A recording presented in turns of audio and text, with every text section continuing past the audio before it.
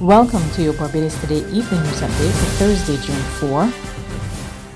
A Christchurch community has been shaken by the brazen killing of a young man today. The victim, identified by residents as Omar Lane, was shot and killed while he was sitting in a car outside a convenience shop around 10:40 on Leadville Road. Residents told Barbados Today they heard multiple gunshots and later saw the masked assailant fleeing the scene. Some described Lane as quiet and lamented that the incident came just hours before he was set to celebrate his 36th birthday. Police are continuing investigations.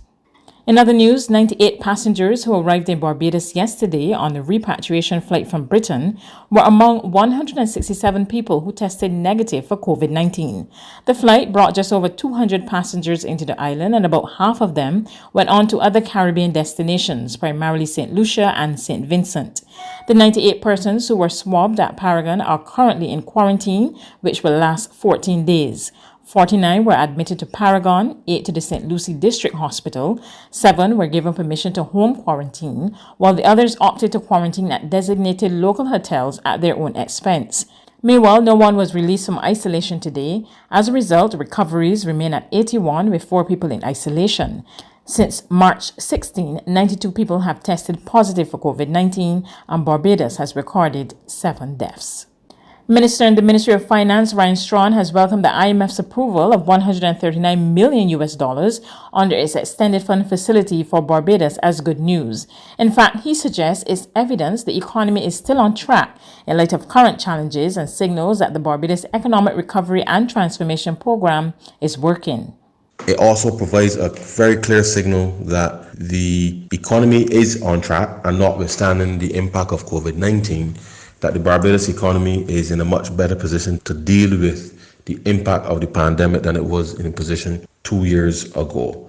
It is also opportune that at this particular time, at the beginning of the hurricane season, and certainly in the midst of the pandemic, that the signal certainly to the international community that Barbados is still on track, and notwithstanding the adjustments we have made to the program as a result of COVID, that the underlying economic fundamentals for Barbados remain sound, and therefore will give confidence to international investors as well as local investors to be able to continue, provided the necessary financing is available, notwithstanding any global financial issues. The opposition People's Democratic Party says Culture Minister John King has been found wanting.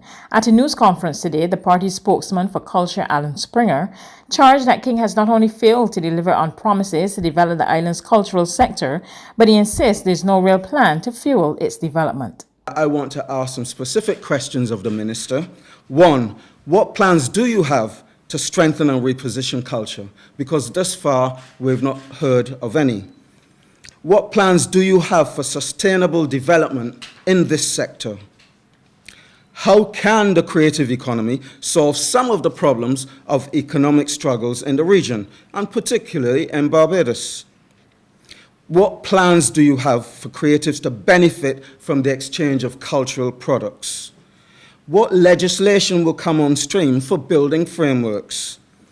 And what do you mean by the term creative economy, which has been used right through this government's tenure, but there's never been a definition of creative economy? Springer also took issue with what he deemed as the government's last-minute decision to cancel this year's Crop Over Festival.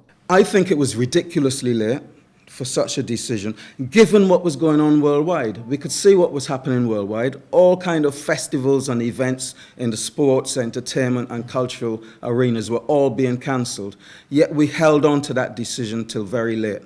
However, what I would say is, having made a decision late, it should at least have given government time to create a cohesive plan for an alternative substitute for Crop Over.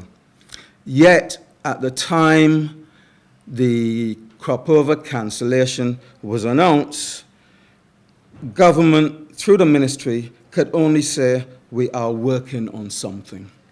That was the ministry's response to the need for a substitute to Crop Over. There's regional and international news after this short break.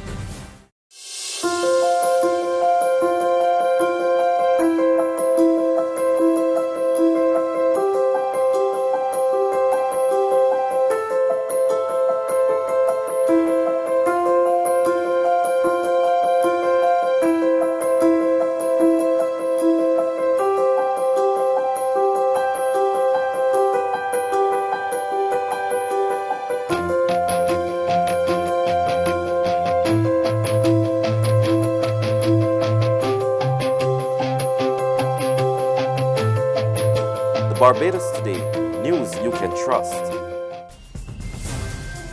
To regional news now, the Grenada government is yet to approve any request by the National Buses Association for an increase in bus fare. The 50-cent hike and other issues were laid on the table at a meeting on Wednesday, but the parties failed to reach a deal. More from GBN Television. Permanent Secretary in the Ministry of Transport, Anna Brazen, said government is appalled at the action taken by bus operators to call a press conference on Monday. This time there is no set date for the next meeting. I wish to make it abundantly clear that the process is simply paused. It is not terminated, it is not discontinued, but it is paused. Government is concerned about the responsible way in which engagements are to take place in. It is the practice that when engagement is ongoing, that there are certain procedures and processes that are held. Brazen said following engagements held, government expects bus operators to function as normal.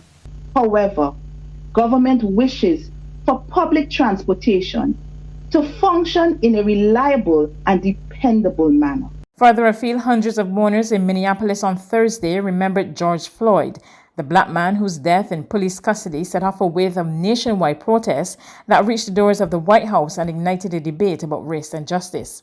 At a memorial service, civil rights activist Reverend Al Sharpton, who delivered the eulogy, said it was the pandemic of racism that killed Floyd, and it's time for change. George Floyd's story has been the story of black folks, because ever since 401 years ago, the reason we could never be who we wanted and dreamed to be in is you kept your knee on our neck.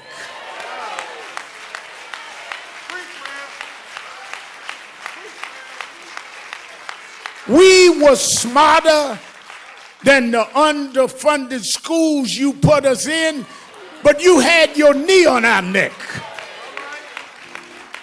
We could run corporations and not hustle in the street, but you had your knee on our neck. We had creative skills. We could do whatever anybody else could do, but we couldn't get your knee off our neck. What happened to Floyd happens every day in this country, in education, in health services, and in every area of American life. It's time for us to stand up in George's name and say, get your knee off our necks.